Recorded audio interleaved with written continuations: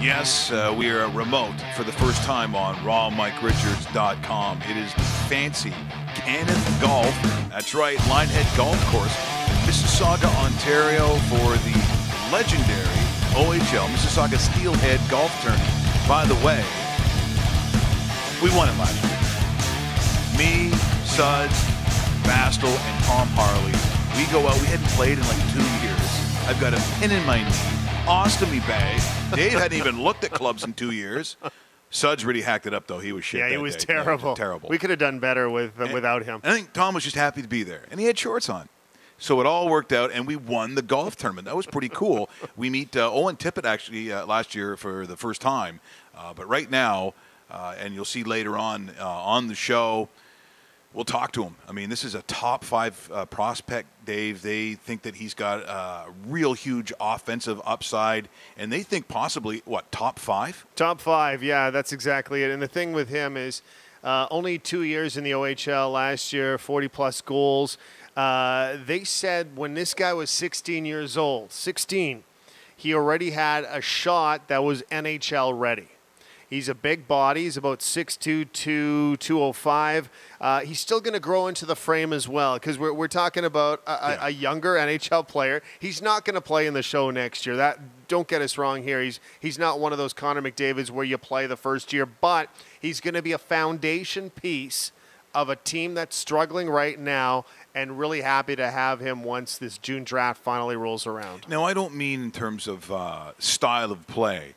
But when we start talking about frame and needing to build himself into a man's body, because that's truly what we're talking about. So is it a William Nylander kind of feel? Well, bigger body than Nylander, so he has a lot more to work with, so to speak.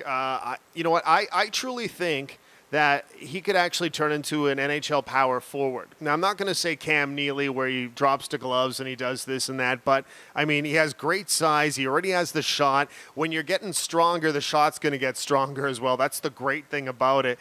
And you know what? He's a teenager, which is crazy. I mean, you look at him and it's like, that guy is going to, you know, it was funny. We saw Connor McDavid as a 16-year-old, 17-year-old. He's still growing into that frame, and he's still going to add muscle in the offseason. This guy is younger than him, and same sort of idea. Also, we're hoping Connor Brown, who's actually been on the show beforehand, or a previous show that we had, when that station was good. Now, they're not. But Connor Brown, hopefully, very rarely do you actually have a player of this caliber whose dad played, and you probably know this, in a professional Scottish hockey league in Scotland. Yeah, it's crazy. I don't know they had that. I mean, and what they wore, too. I mean, look at that. That wee goalie with his great big leggings. Like, I mean, you know, it's just strange. You know, now Theo Fleury played in Belfast for the Belfast Giants, and I used to have play-by-play of that. And it's crazy. Because after the games, you can imagine I mean, even though it's not a hockey nation, having pints and throwing, what do they say, chuck and knuckles, they like that over there. He said sometimes just the crowd. When you look up, there'd be more fights in the crowd than there was on the ice.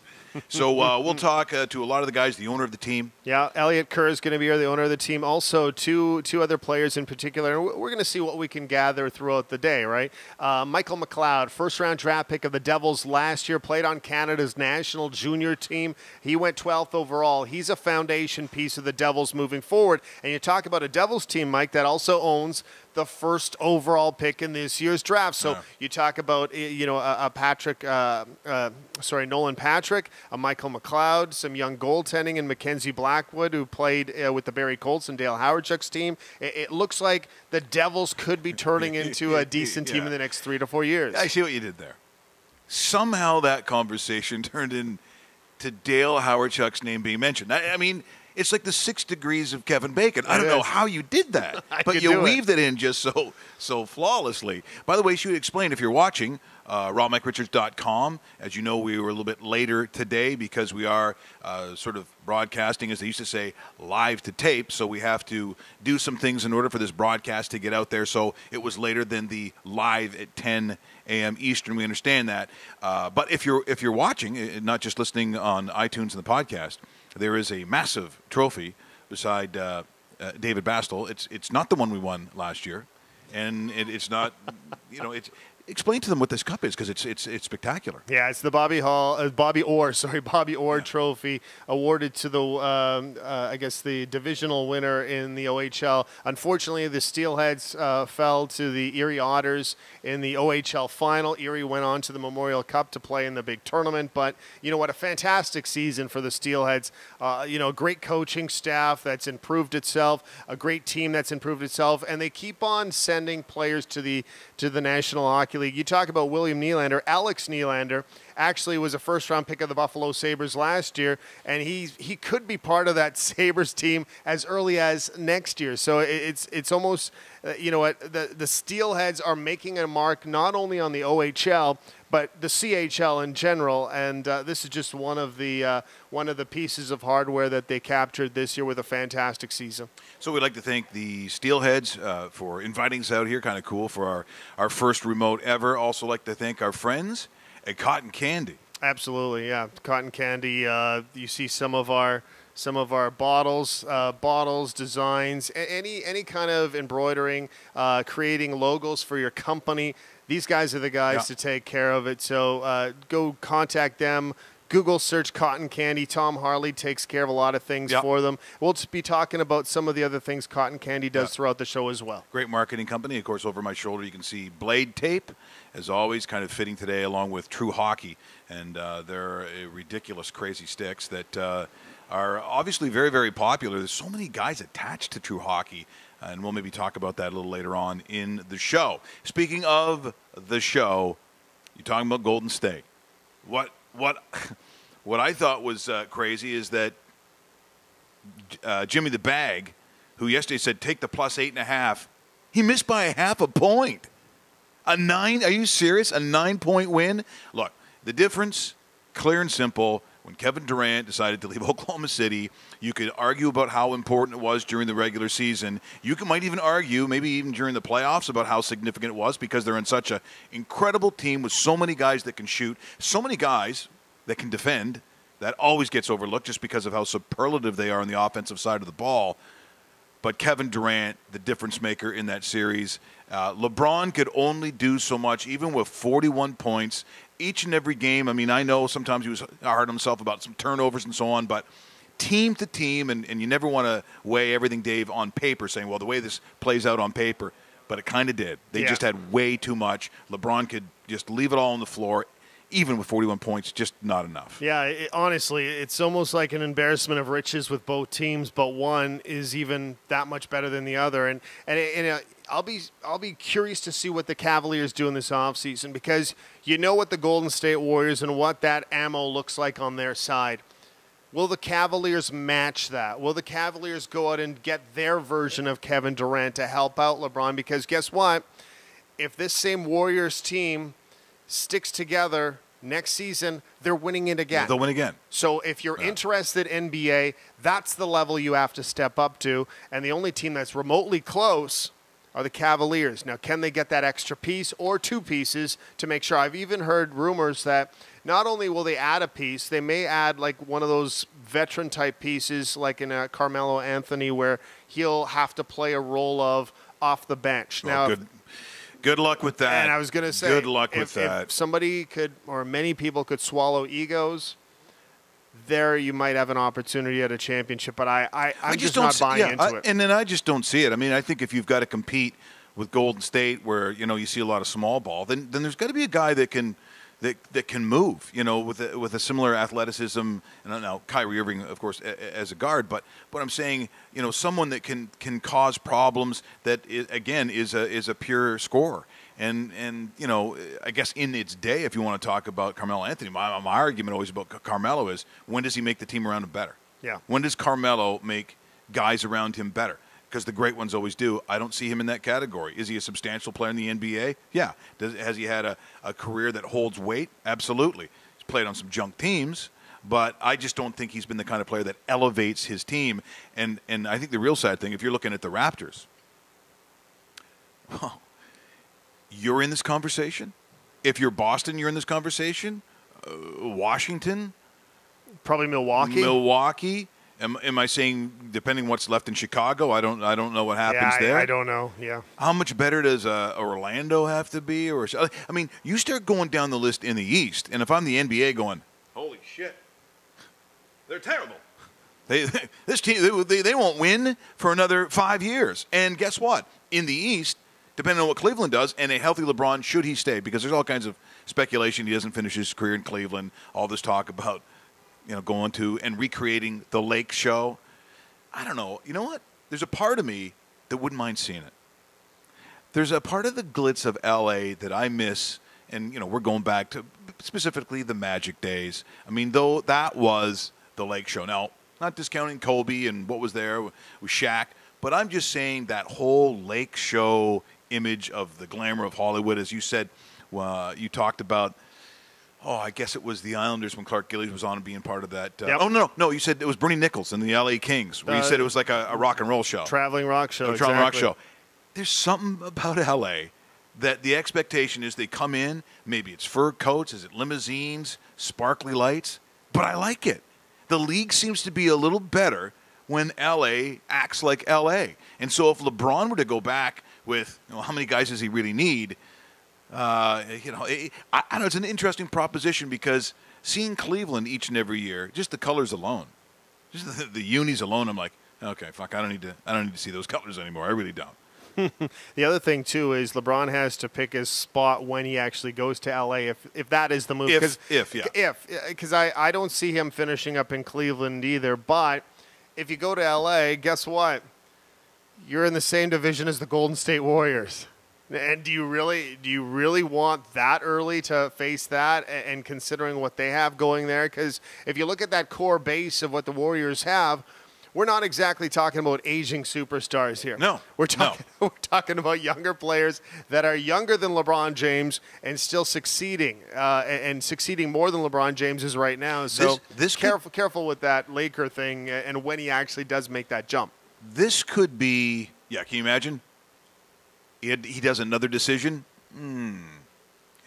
I'm going to Golden State. What? I'm taking my talents to Golden State. Yeah, maybe it's the Bobby Knight. We're not going to lose a game. We're going to be perfect, but they'd be perfect for like 5 years. No, who would beat them? Remarkable to think that could even be something. Now, you will see if you watch the broadcast as we're broadcasting live here today for this Mississauga Steelhead Golf Tournament.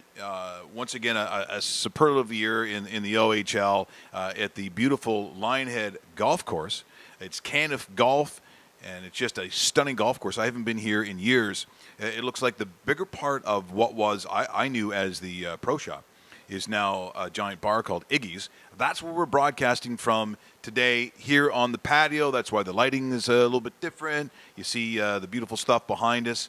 We have what we call B-roll, so you're going to see a little bit of the guys just before the tournament started. And when we come back, we'll be talking to our first player. Really looking forward to it because the one thing that we've always known, and Dave certainly has, when you talk to junior hockey players in this country, it's one of my favorite things. As good of athletes that they are, the potential that they have to be maybe wealthy young men in the future in the NHL, they're still very grounded, very humble guys. They're Canadian kids, and it is some of my favorite interviews just talking to some of these guys. So we'll do that when we come back as we broadcast from the Steelhead Tournament here live from Lionhead Golf Course.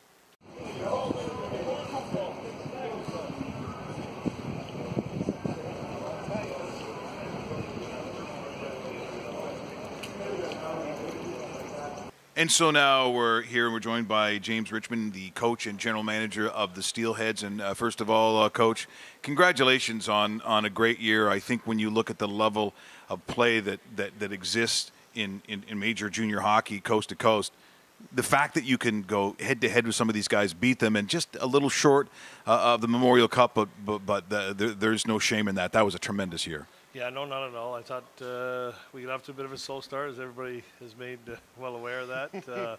Last place in the league on December 4th, and for what these kids did in the second half of the year, I think we only lost 6 in the last 42 games.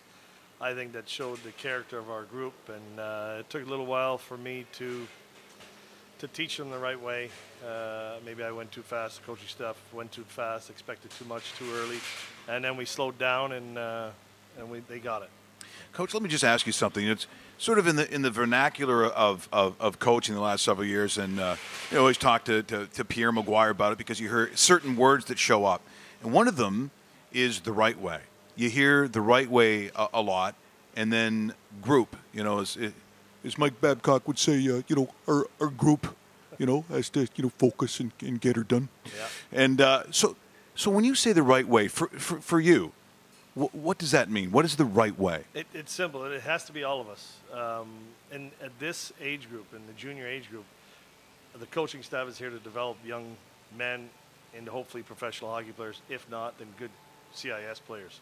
So we've got to teach them every time whoever it is goes over the boards, they want to try and score.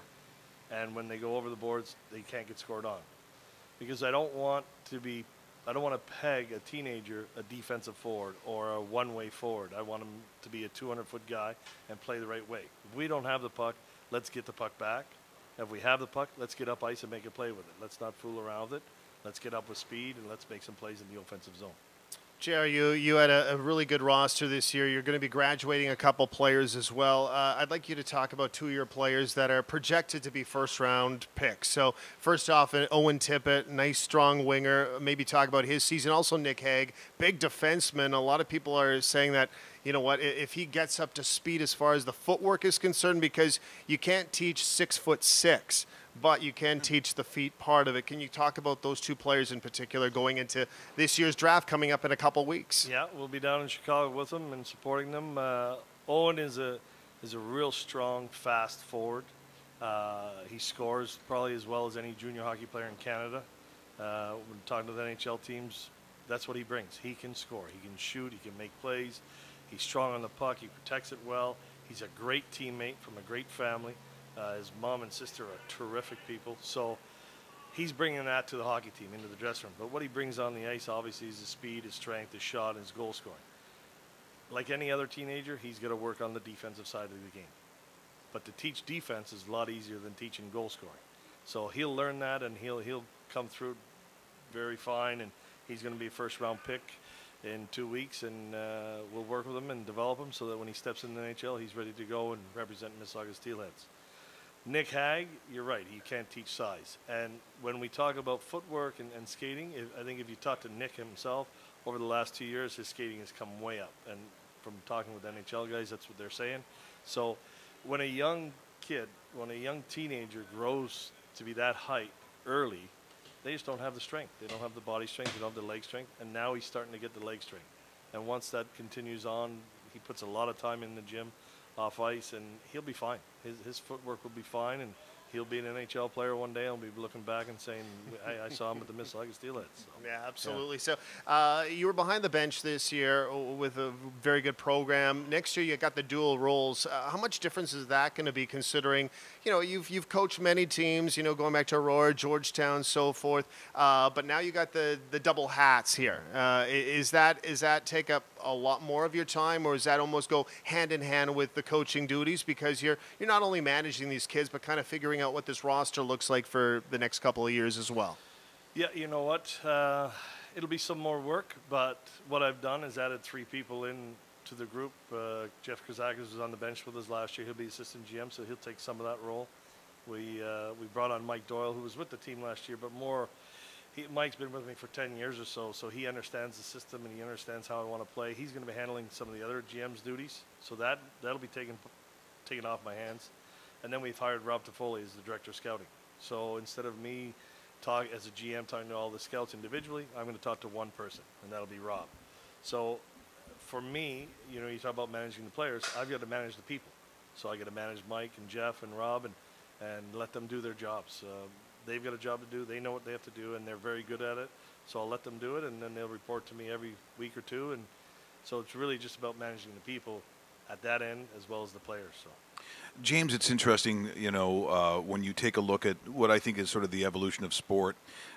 which is that there's so much pressure on and really they're kids. I mean, we use the phrase young men, but as a dad and a coach of a lot of sports myself, it's like they're kids. They're our kids, and I think that when I look at in specific like the World Juniors, for instance, when I hear some of the scrutiny that the national media puts them under.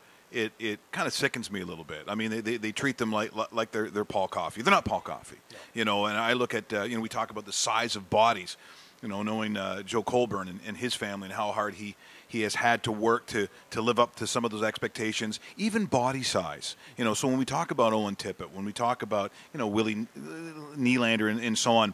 It's not just getting bigger. That's not the goal of a player, just to have a certain weight beside his name. It is being bigger, but there's a way of going about it with the core. So that deals with the physical side, but not the emotional side, not the maturity side. And I think for yourself, that's got to be that has to be a huge responsibility. If I'm the owner of this team, I need a coach and now general manager who understands that you're trying to mold kids into citizens, not just professional athletes, because got to be honest, that's about 2-3% of the entire league that's going to do that. So that's a huge responsibility. So for you, being a Henry Carr guy, so where does this come from? Because it is a big responsibility. It is. You know what? We've got a lot of teenagers in men's bodies, and that's what we all look at. We all look at the size and the speed. And I mean, Owen Tippett doesn't need to get bigger to play in the NHL. Nick Hague doesn't need to get bigger to play in the NHL. Mikey McLeod doesn't need to get bigger to play in the NHL. Bastian, they don't need to get bigger. They just have to learn the game, and they got to learn how to be good people around the game. So, it's part of the process for them. They're teenagers. As the coach, I know they're going to make mistakes. They're going to make mistakes. They're going to be late. They're going to be sluggish some days, and I have to be there to teach them that you can't do those things, because really they're around me as much as anybody else, and so it's up to me to be a teacher of those things, not always to be screaming and yelling at them to discipline them all the time, but to explain to them how they need to be, how they need to act around people. They're great athletes, they're great kids. The one thing about us, we've got a great room. These kids are in there early, they're playing ping pong, they'll play ping pong with some of the coaches. It's a good group, it's a tight-knit family group. And it's up to myself as the leader of it to make sure that they come out on the other side better people. JR, one final question before you head back to the course. Do we have a future steelhead here beside you? Because it's not going to be too long until he's at this level of OHL standard as well. That's right, McGregor. McGregor's my son. He's 10. He's an 06, so he's up for the draft. He's an 06. He's an 06. He's up for the draft in 5 years, and he keeps telling me he wants to be a steelhead. So he's got to work. He's got to work on his game. He's a AAA player, so we'll see if he can learn from these guys. But with a name like McGregor, you got to be able to fight as well. Just like Conor McGregor. Do you like Conor McGregor? Of course you do. Look, who's going to hit a kid like that with an angel face like that? I'm sure you're an angel at home too, aren't you? You're the perfect child. That's what he's telling me. That's good. James, thanks so much for joining us here today, and just it's great to be here. And it's had a fantastic season and a great group of guys as always. Yeah, we do. Super. Thanks for having us. James Richmond from the Steelheads, coach, and now going to be general manager. We'll be back with more players as you are watching rawmikeRichards.com.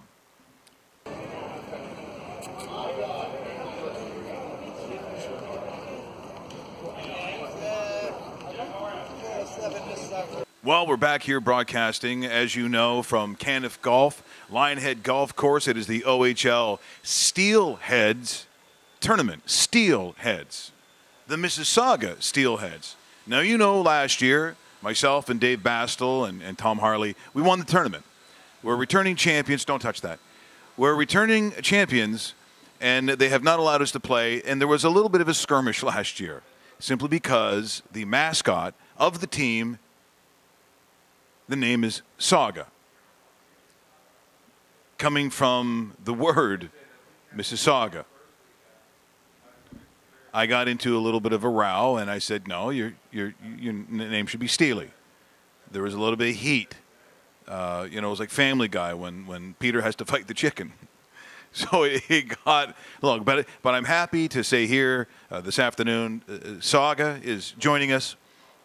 thanks for coming. I know there's a lot of pressure, but I mean, but it's Steely though. I mean, we should. Come on. I mean, we've been over this. I mean, no one takes a part of the city's name and makes that when you're wearing a giant fish head. I mean, I'm just saying. It's a steelhead. Steely. Just say it. Just Steely. You're Steely. Say Steely. I will, I'll kick you in the gut.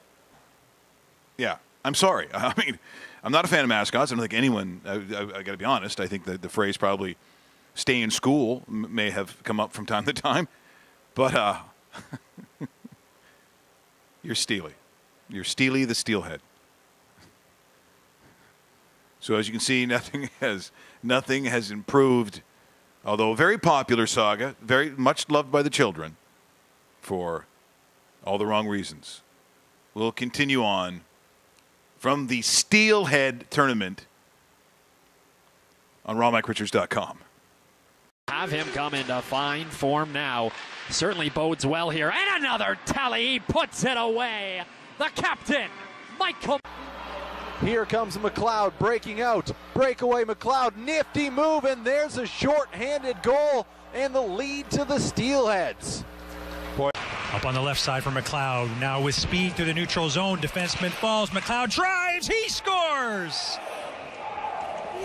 Mikey McLeod opens the scoring for the Mississauga Steelheads with a great individual rush.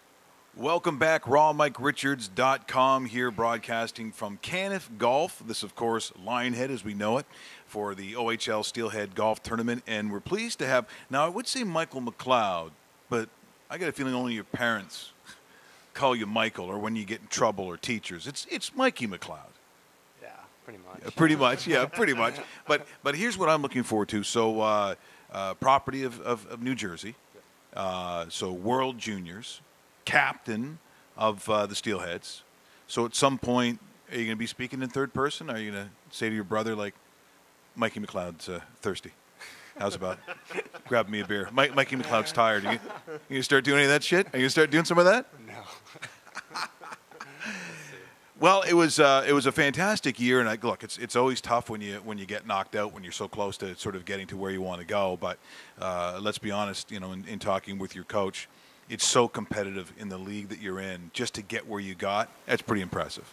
Yeah, it's such a great league, and you know our division, you know, was a league, you know, kind of different than the West, but we knew, you know, with our start, you know, we had a pretty rough start, so it was a pretty special route to the finals, but you know, just great group of guys, and you know, losing to Erie with their roster, it's not something to get down on about.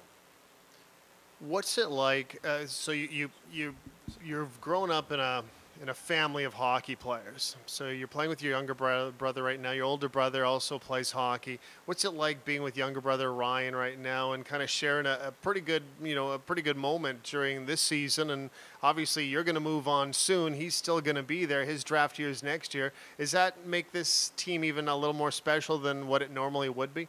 Yeah, both of us living at home, and you know, playing in Mississauga in front of, you know, our friends and family every night, you know, it's something special. And you know, at the end of the year when we started playing on the same line, he's playing on left wing with me, and we started getting chemistry, and you know, that was pretty crazy. Training camp with the Devils. You were part of training camp last year, I'm assuming, first year. And this is going to be your second training camp coming up. What kind of expectations are placed on you considering the Devils? Devils are a young team. They're looking at players like you in the future, not necessarily next year, but is there something that transpires from year one to year two of your second NHL training camp that you maybe want to accomplish or kind of turn some more heads going in your direction? Yeah, like you know, your first camp, you're not, you know, expecting to make the team or anything, but you know, going in your second year, you know, pretty good year in Mississauga, and you know, I'm just, you know, looking to build off, you know, what I had going my first year, and you know, just keep you know, on the right track. You know, maybe get a few games. Hopefully, that's my goal. So yeah, I'm just really excited. Well, I also think it's different because of the success that Hockey Canada's had with the World Junior program and just sort of the grassroots hockey that's played in this country now. I mean, you know, there was a time where a kid came from a small town back in the day, and they'd never seen a big arena before. They'd never played in front of, you know, sort of ice that was filled full of people and cameras. But you've played so many big games now as a young guy before you even went to a training camp. I got to think that has to prepare you in some ways, that even, you know, when you go on your first pro camp, there's an intimidation, but I don't think it's like you're some small town kid that's never seen that kind of competition or played on that kind of rink, because that wouldn't be true. Yeah, we've played in some big stages, and especially in World Juniors there in Toronto and Montreal. You know, against the U.S. in those games, you know, 18,000 sold out, and you know, it doesn't get much bigger than that, right? So, you know, also in my first preseason games, I was playing in Montreal, sold out rink too, and Madison Square Garden. So I got pretty good taste. Yeah, really good taste. When you look at your past, coached by Paul Coffey in the GTHL, what are some of your influences? Who did you look up to as, you know, and you're still a developing player, so it's not like you're there yet, but you're getting close. But as a 13-year-old, a 14-year-old, a 15-year-old, who were some of your hockey influences when you watched the pro game? Yeah, like I guess pretty much Paul Coffey was my coach. He walked me through a lot of stuff and helped me out with my game. Pretty much, you know, had him for 5 years. So, you know, he's a Hall of Famer. You're gonna listen to everything he says, and you know, just really, you know, try and listen, get better with what he's saying. So, should there be a lot of money in your pants one day, and you got to be hoping for that, because I hope I'm rich one day too. What's the first big purchase that you would make? And don't be all nice. Don't be saying, "Oh, my parents have always wanted a pony." Like, what would it be? Probably a nice cottage. Cottage scores very high on this show. Absolutely. I'll be coming, by the way, just so you know. Nice cottage and a boat. See, boat now. These are the kinds of people we want on the show. I don't want to hear about charity. I mean, we really don't. Charity gets too much anyways. Good job for you. Well, hey, thanks so much, Mikey, for joining us. I know, as you said, a lot of people can't say that they literally play in front of family and friends. But you and your brother, being Mississauga guys, actually got to sort of live that dream, and that's something that no one can take away from you. And I think that's awesome, and we certainly wish you all the best of luck. Yeah, thank you. Thanks for having me. Especially with the cottage and the speedboat. 2 speedboats. Yeah. Oh, 2 speedboats. Yeah, and by the way, Mikey, jet skis, don't be so cheap. We'll be back with more from the OHL Steelhead Tournament on rawmikeRichards.com. We are back to 5-on-5. One more chance. Shot, score! Wolf. Tippett. He finds an opening. Scores! Bastian. Day. He's got an opening. Shot! Where is it? Score! Tippett walks in, trying to get it towards the net. Here's a chance. Michael McLeod to Tippett. He'll score. Top shelf on the 5-minute power play with 12 seconds remaining in the middle period. 5-1. Once again, here at Caniff Golf, Lionhead Golf Course, Mississauga, Ontario. Well, technically Brampton, isn't it Brampton? Brampton, yes. Nobody likes Brampton. Trust me on that one. But they like the Steelheads, and Owen Tippett, they love Owen. Thanks so much for joining us here today. Appreciate it. Thanks for having me.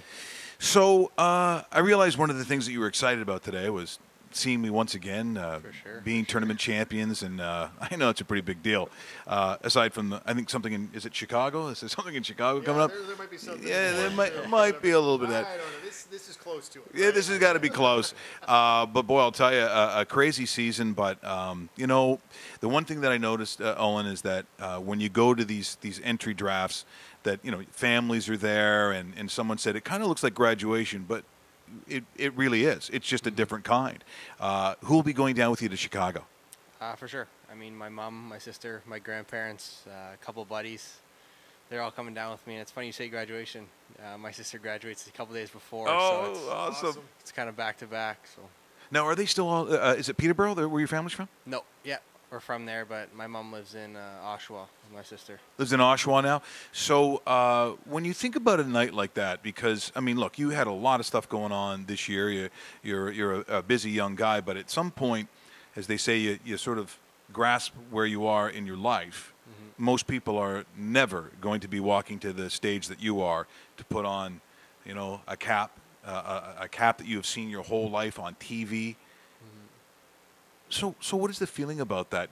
Is there an anxiousness, or do you still see it as, your professional progression, or are you weirded out by the whole thing, the fact that this is going to be happening to you? Yeah, I mean, as a little kid, you'd kind of be weirded out. You said you never really thought the day would come, but I guess now that's getting more close, I feel like it's more just anxious to see how it all kind of plays out. It's not too much nerves. It's more just kind of that anxious of getting there and seeing how it'll all play out. So I'm excited. Yeah, definitely exciting. So when you tested at the compound, or however they say it, did you get a chance to talk to any of these teams as well? Is that when you get to go back and forth with a couple NHL teams that want to talk to you? Yeah, for sure. I mean, when you first get there, we got there on the Sunday, and all through the week is just meetings with the teams. I think I had 26. Wow. Yeah, and then at the end of the week, it's the testing. So it's a busy week, but it's also an exciting time. So. Is it mentally straining to hear the same kind of questions? And when you go team to team, do you get a lot of the same questions, or maybe the question I'm looking at is, what's the most difficult question it was to answer from I guess a room full of team management? Yeah, there's not really too much. I mean, it's more just they only have 20 minutes with you. They're just kind of sitting down and getting to know you a little bit as a kid, like your family background, stuff like that. But no, it's really repetitive. You go room to room, and it's almost the same answers for some of them. So, I mean, some teams try and throw little questions here and there to maybe catch you off guard, but I didn't have any of that. It was more just repetitive, getting to know me. So. Well, and because teams spend a lot of time now on trying to figure out character, like they're trying to figure out that even with schooling, like do you not only just a head or an IQ for the game, but just what kind of individual they're having, relationship with parents, like all that kind of stuff seems. I mean, they in the 70s, they didn't do that. I mean, I'm sure guys came in with smokes. They're 40 pounds overweight. It just wasn't that way now. So when you look at like your expectations of what you want to do you actually do that? Because I know that's a question that people ask. Or you just saying, I just want to see what unfolds on that night? Yeah, of course, it's a lot of hard work building up to that hard night, and it's some of those teams do kind of grill you to see what kind of player you are, or what person you are. I mean, they've seen you on the ice, so now it's just their time to see what kind of kid you are. I guess what kind of guy they're going to have in the locker room more than anything. But no, you kind of just got to go through it and kind of be yourself. You can't really take on a role that you're not used to during the year. But no, for sure, it's a busy time, and it's all building up to that one night. So. You've played a couple seasons with the Steelheads. In your first year, you scored 15 goals. Last year, you scored 44. That's a pretty significant jump. Outside of maturity as a player, what has been the difference between the 2 years that has, really put you to the spot that we talk about right now? I would say the biggest thing is maturity. During that last summer, I tried to get as big and as strong as I can. But other than that, I feel like it's just a confidence. You got to come in more confident and self-confident. I mean, you get more comfortable your second year because you know what to kind of expect throughout the league and the busy schedule. So. I'm not going to ask you what team you want to go to because that's just a silly question. But well, what team do you want to go to? But one thing I was looking at is you have a very good relationship with Alex Nylander. The Buffalo Sabres pick in the top 10. You're slated to go somewhere in the top 10.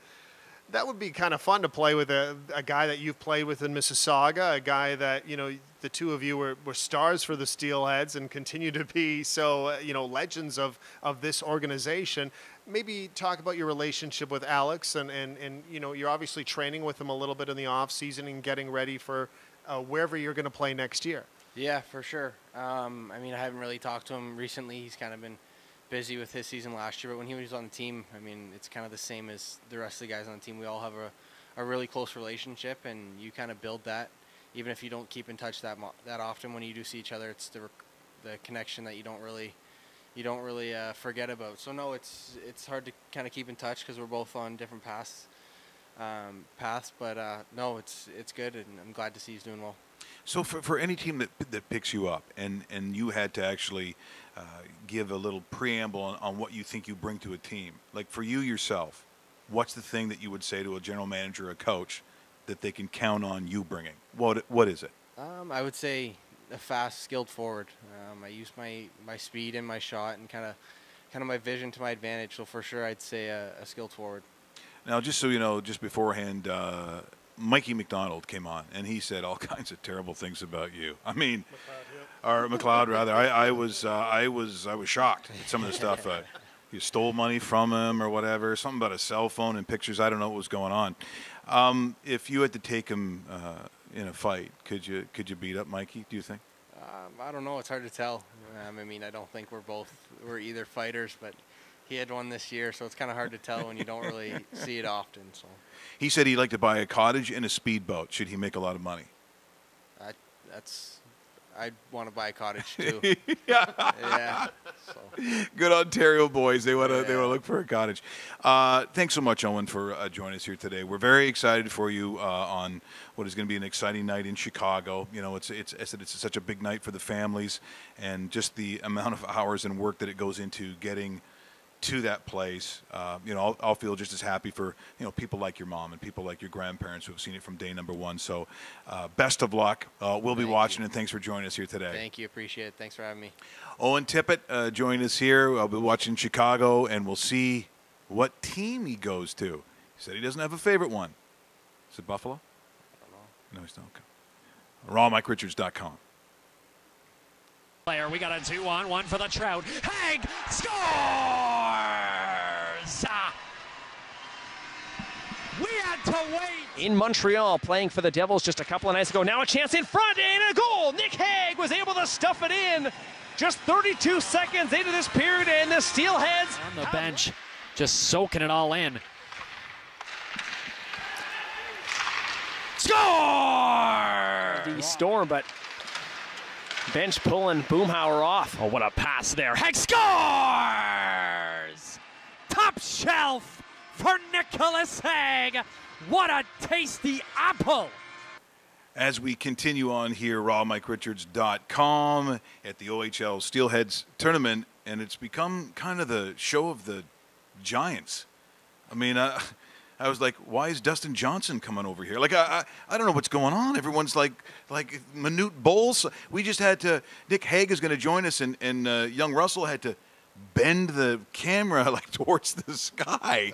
And Nick, thanks so much for joining us here today. Yeah, thanks for having me. So at 6'6", before we get to the hockey talk, can you hit a golf ball? Like, are you, because that's got to go out there if you get a hold of that thing. Yeah, it's distance isn't an issue, but keeping it straight that seems to be an issue for me. So, well, you know, it's funny. We talked to your coach today. We just had Owen and Mikey on just moments ago. And the one thing when I say, well, look, congratulations on a great season. It's maybe didn't end where you wanted it to, but it certainly didn't start where you wanted it to either. And each guy sort of shakes their head and said, man, the start we had. So if we're looking at a season like you had, what do you think was the issue at the start of the season? I don't think any of us have really been able to put our finger on it. I think, you know, we had high expectations for ourselves, and, you know, just from the city of Mississauga as well, and got pretty frustrating, honestly. I know at the start of the year when, you know, we weren't living up to those expectations, and, you know, we certainly wanted a lot more from ourselves, and you know, still to this day, you know, we talk about it all the time from, you know, where we started and where we kind of finished the year, and, you know, we weren't really able to, you know, figure it out. Just, you know, we went to overtime, and, you know, a lot of those games it just came up just short. So I think we just got some bad bounces, but we found a way to turn it around, and, you know, we started to get those bounces, and then our season turned around pretty well for us. So we'll talk about the projections and you know, the first round pick and where you'll actually go in a second, but I want you to clear up a rumor. So I'm hearing, and you can tell me whether it's true or not, at 6'6", 2 something, I heard that you're still growing. Is this true, and how much taller can you possibly get, Nick? I don't think I'm going to get taller. I think I'm done growing now, but now I'm just working on, you know, growing into my body, you know, putting on weight, getting stronger. Gotcha. Now, working with the size that you're working with, it's great to have that kind of size, especially if you're a defenseman. What kind of things are you working on technically wise, hockey wise, that's going to make you that much better when you make that next step? Yeah, for me, it's, you know, my skating. That's a big, you know, part of my training that I'm really going to hit on this summer, and I know that's what I need to improve on. That's what I need to work on the most. So it is technical stuff. Again, it's getting stronger, but for me, it's all on the ice stuff, power skating kind of drills, and just getting stronger on my skates.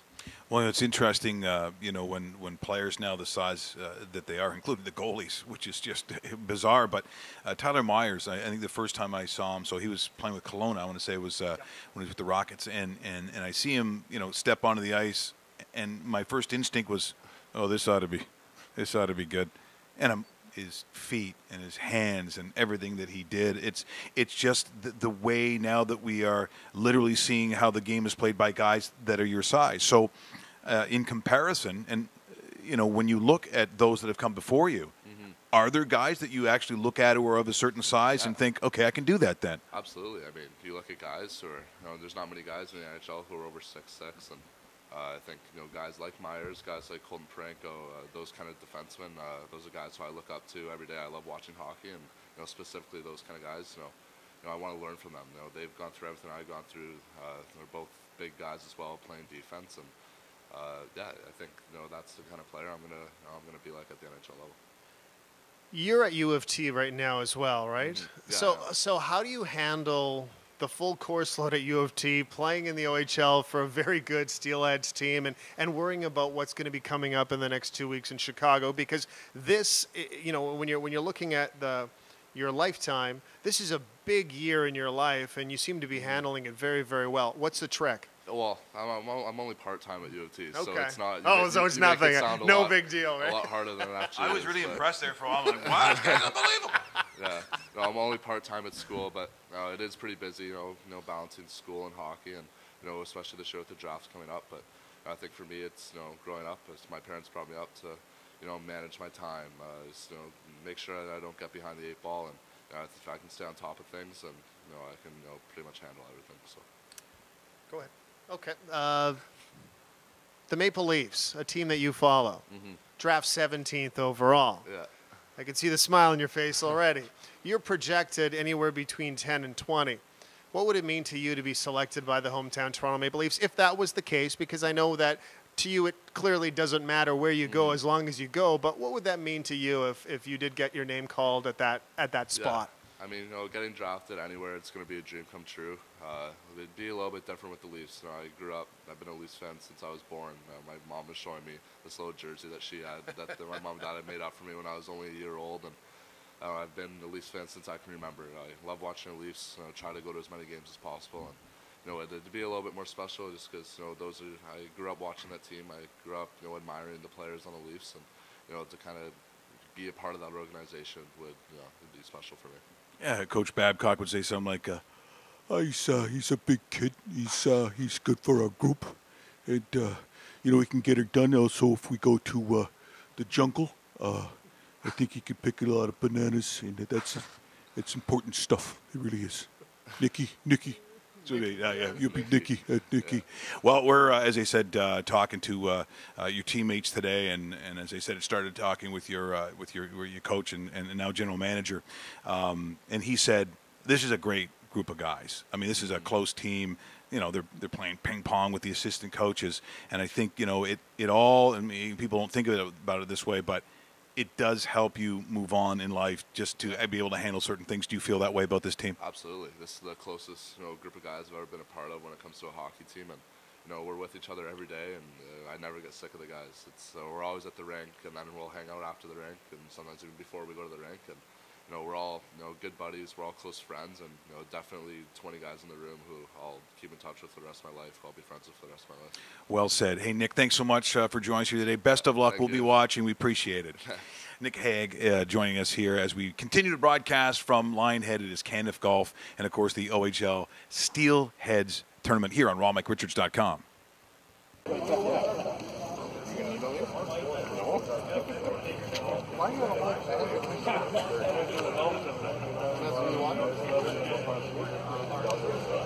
And finally, as we broadcast live from the OHL Steelheads Golf Tournament here at Caniff Golf, as we all know, Lionhead Golf Course, Elliot Kerr joining us here. He is the owner of the Steelheads. Elliot, thanks so much for joining us here on rawmickrichards.com. thrilled to be here, guys. Thank you. Well, I got to be honest. James Richmond comes on first and starts talking about how great the kids are, as you would expect him to do. And then one after another, the kids all come on, and I still call them kids because that's kind of how they are, Elliot. And they are a fantastic group of young men. And I think, aside from the excitement of owning a junior team, when you have a team of young guys like this, that's just got to make it so much better. It is. It also, the whole ownership thing is, going back to talking about kids, it's a kid's dream. When I was a little boy playing hockey in St. Catharines and watching Marcel Dion play for the St. Catharines Blackhawks, I'm going, wouldn't it be cool to own a hockey team one day? Honestly, it's a little boy's dream come true, and every part of it's phenomenal. Working with the young kids, helping them become not only great hockey players, but become great people, and that's part of our mandate. It's much more than just the hockey side. And then this season, as you all know, we had an amazing run. I was just talking to Ryan McLeod 2 holes back and kind of talking about it, and we've had many of our friends, mutual friends, say what a great experience and how much fun it must have been. But, you know, the closer you get and not getting there hurts more. And then watching the Memorial Cup was almost a little more of a sting, saying we should be there. That should be us. So it was an amazing run, and I'm thrilled and proud of everybody. And we got another run coming. We're poised to do it again this season.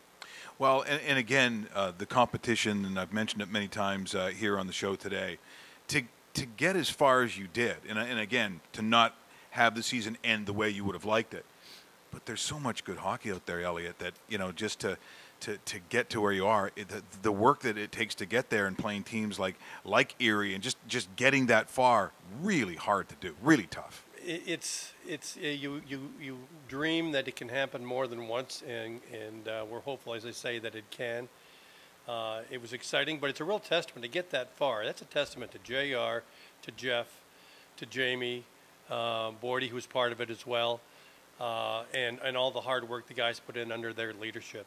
And I don't want to also discount our business side, too. I mean, they're all part of the mix.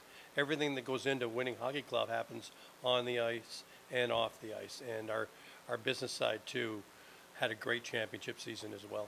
And when you talk about the business side, it's not like you have no competition, because in this marketplace you have a lot of competition with the professional teams, everything else going on, and Toronto is a very busy city.